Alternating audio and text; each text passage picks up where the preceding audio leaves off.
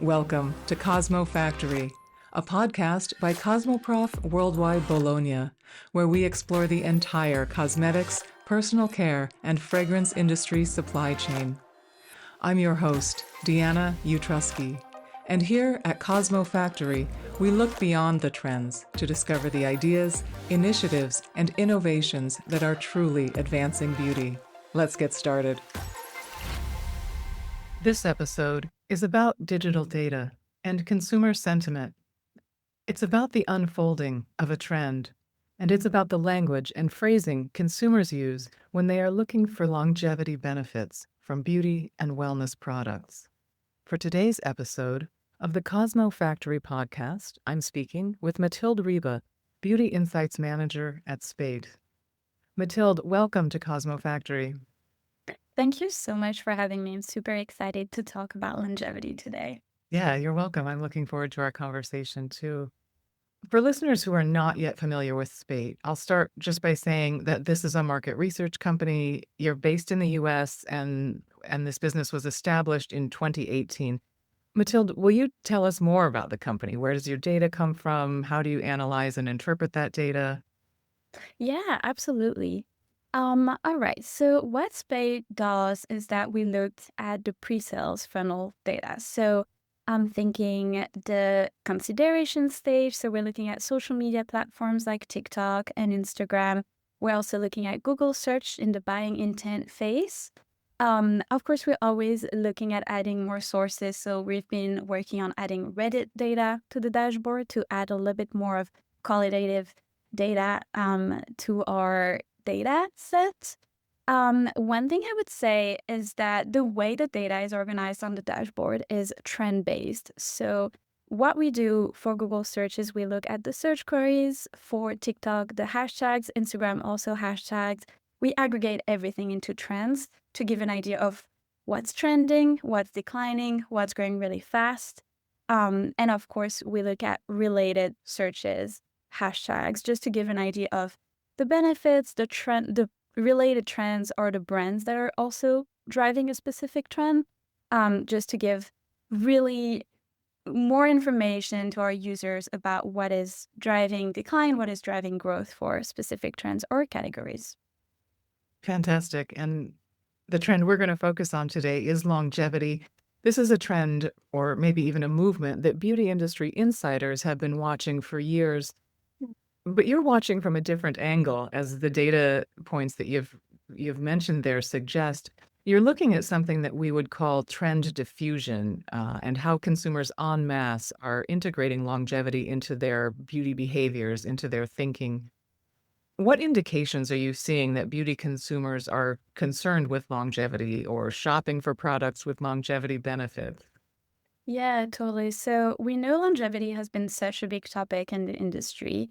Everyone is talking about it. A lot of articles are coming out about what longevity is, what it is evolving into. And so, because we're looking at data at a consumer level at SPATE, we wanted to understand, and we had a lot of clients asking us, are consumers searching about longevity? Are they using the term yes or no? If not, are they still showing interest in that movement?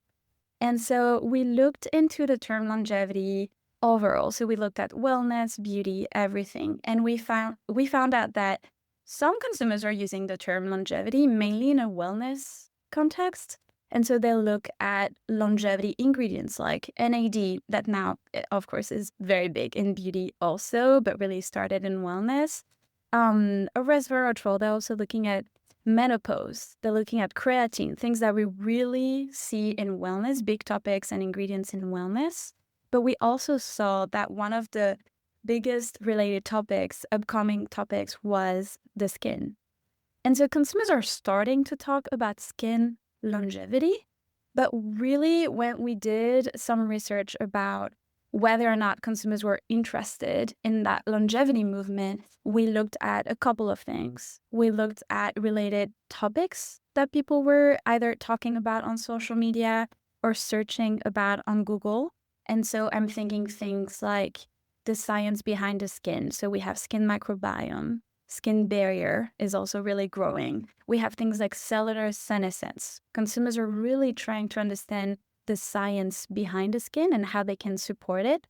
And then, of course, and we can get more into that, but we look at all of the trends that are part of that longevity conversation, even if it's at an industry level. So I'm thinking regenerative ingredients, treatments that were really big in med spa and are entering the home, things like that, that we're definitely seeing consumers going into and really growing interests in, for sure.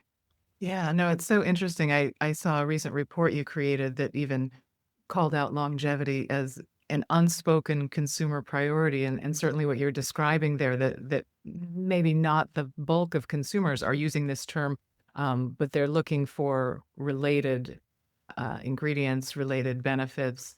So I'm hoping you can say more about the trends that are part of this longevity movement. As you've suggested, ingredients are moving from wellness into beauty, or maybe products are moving from the med spa into the home.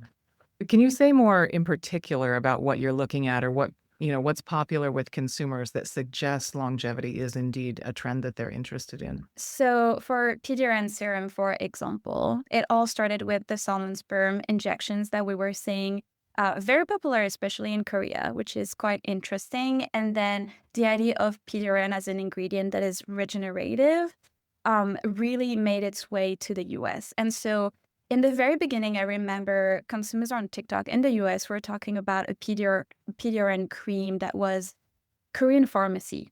And so the idea of something very scientific, something that can really regenerate the skin cells and help with not only from an anti-aging perspective, but also repair. And that's a lot of what K-beauty is. And then it moved from that idea of something very scientific and medical almost into something a lot more accessible with PDRN serum. So we know Medicube has been huge on that. And of course, there's a lot of discussion around whether or not this is actually helping the skin.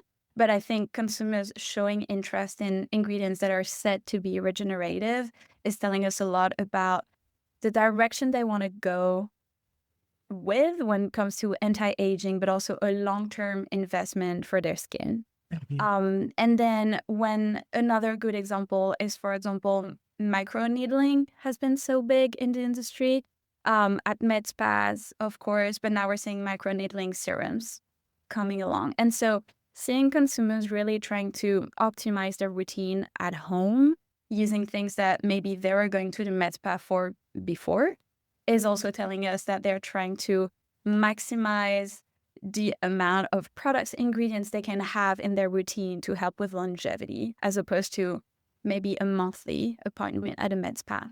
Mhm. And you're describing a lot of products that feel preventative and reparative. I guess I'm curious, can you sort of benchmark the popularity of longevity against something else that we're watching in the industry? Is this like as exciting as what? Yeah. I'm trying to think about something we could compare it to. I do think it's exciting because it is speaking to everyone. And that's the thing with longevity. And it's not just a replacement of the anti-aging category.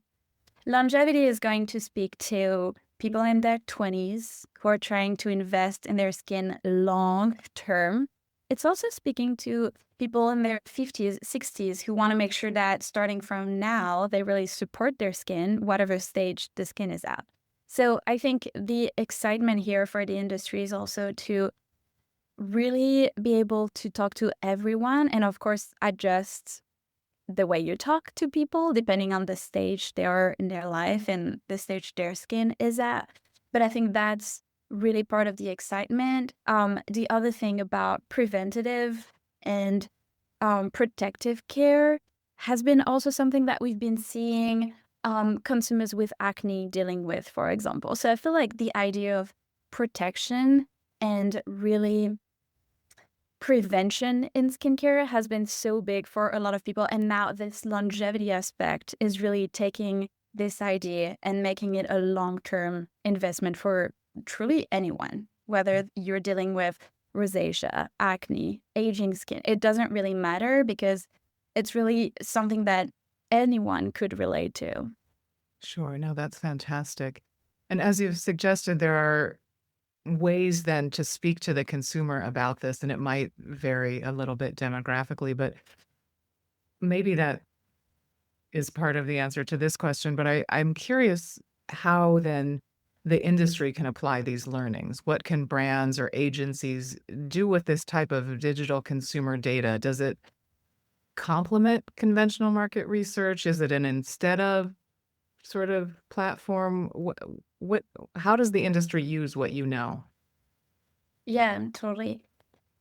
So yeah, I guess it depends on who is using it. If we're thinking about brands and agencies, it's really going to depend on the team using the data. So I know that at SPATE, we work with teams who are in R&D, innovation. We also have teams in marketing, communication, market research, insights. Really, everyone can use the data, but then what they do with the data can be very different. So I feel like for marketing, it's pretty obvious it's going to be really trying to understand how consumers are talking about longevity in words that they understand well and that are really resonating with them. So maybe it's age management, maybe it's cellular senescence, for example. So it's really going to depend on how we can talk to people and what resonates compared to, for example, innovation, R&D. I think the platform is great because we don't look at sales data, we look at trends data. So we get really an idea of what is grabbing attention quickly. And I think longevity is something that we've been seeing. Of course, it's been a huge conversation for everyone, but seeing what shapes it's taking is going to be helpful. And so now, for example, we're seeing that it's big in skincare, of course, but on the dashboard, we're seeing that it's coming for the hair care category. It's coming for the makeup category, for the body care category. And so it's going to be a matter of really trying to grab these little insights and little trends coming up and understanding that skincare in the beauty category is eventually going to impact everyone because of what we call the skinification of the industry. So what they do with the data will really depend on the team they're on. We also have social media teams who are here to act really quick on TikTok trends. And that one is going to be different. But I know Peter and Serum was very small once. And the brands that were able to really capture that moment have been very successful. I don't think Peter and Serum is going to die all of a sudden, but maybe there's an expansion of the idea of something regenerative that anyone can access because it's still a pretty accessible product. Wonderful. No, that's super helpful. And I definitely want to hear from you on how longevity in beauty is related to longevity in the wellness sector. You mentioned both of them earlier. Before we go in that direction, let me mention that the team at SPATE is, of course, watching and analyzing data on a number of trends. And at Cosmoprof Worldwide Bologna this month, SPATE co founder Yardan Horowitz will be moderating a panel discussion about wellness tourism. So if that's a topic of interest for you and you will be among the more than 250,000 attendees at the trade fair this year, please visit cosmoprof.com or find a link in the show notes for this episode to register to attend that Cosmo Talk session on wellness tourism. Mathilde, let's you and I keep thinking about Yeah. longevity. It's well known that consumers today see a direct correlation between health and beauty, and you pointed that out so clearly earlier. I know you're paying attention to longevity in the wellness sector, or at least your colleagues are. I know your focus is particularly on beauty. But help us clarify first, what is wellness? What are the products or items that belong in this category? Yeah, wellness is such a big term now and encompasses so many things. The way we look at it is really everything that is going to be helpful to be healthier. So we're looking at supplements and ingestibles, functional food and beverages also that are becoming quite big. But we also look at activities, routines. So I'm thinking things like hot yoga. The regulation of the nervous system is a very interesting one that we're seeing recently. So We also have trends like the vibration plate that has been so big on TikTok and is really growing on search as well. So when we think about wellness, it's really the idea of everything that will make you healthier. Um, and interestingly, we've been seeing in wellness, especially really the idea of an optimization when it comes to the routine, with people adding more and more and more steps.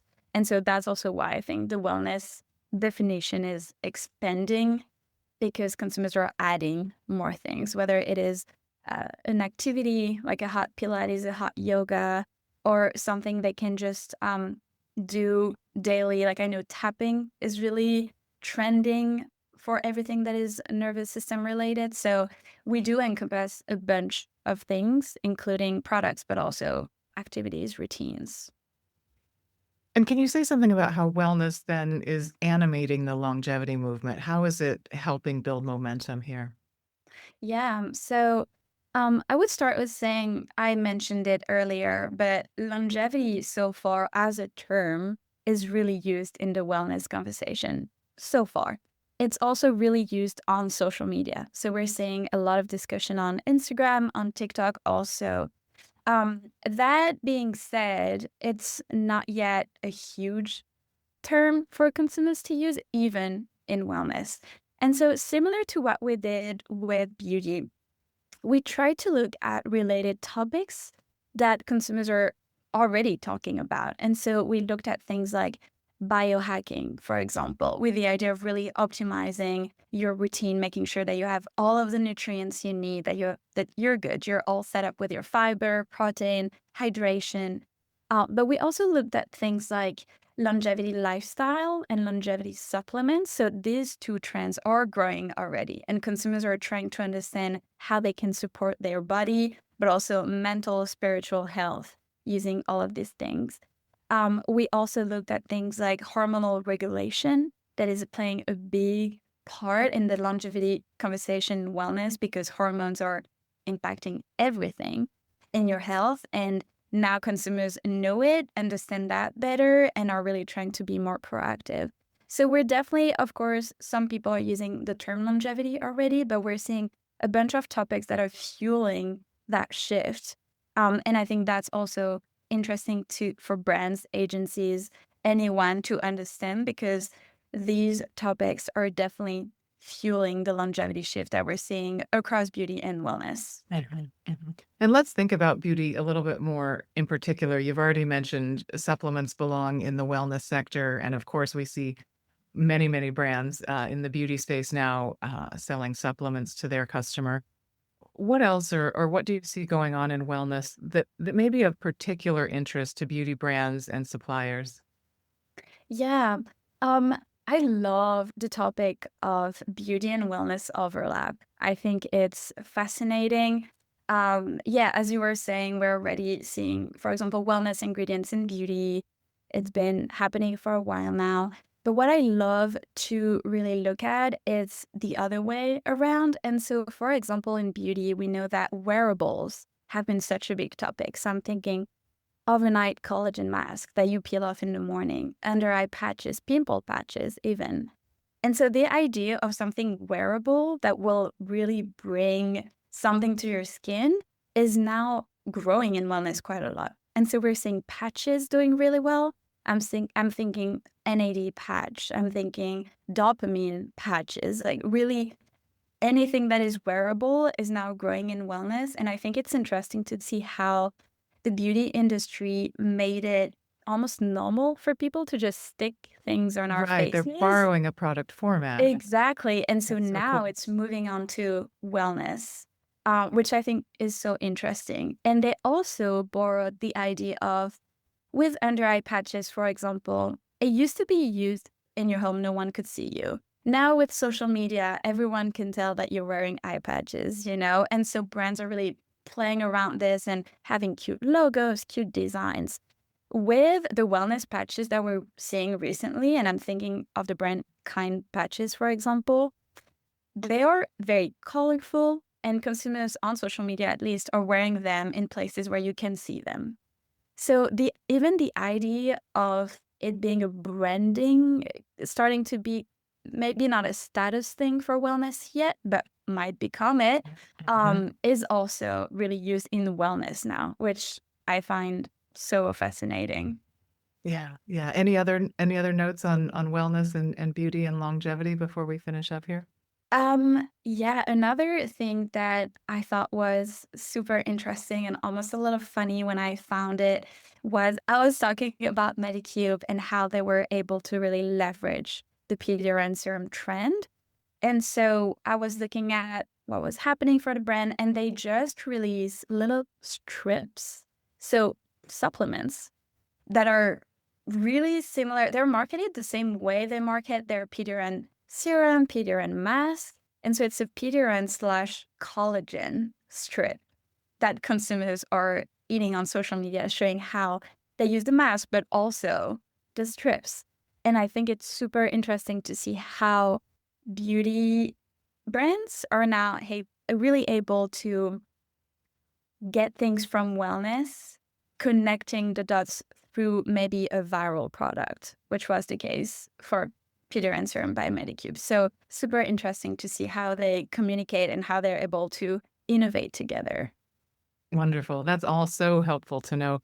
Mathilde, everything you've shared today has given us a new view on longevity. Thank you for being my guest on the Cosmo Factory podcast.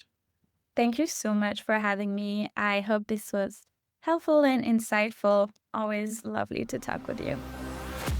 Thank you so much for listening. If you find the Cosmo Factory podcast useful, please take a moment to leave us a 5-star review and share your thoughts so even more cosmetic industry professionals can discover the Cosmo Factory. I'm Deanna Utrusky.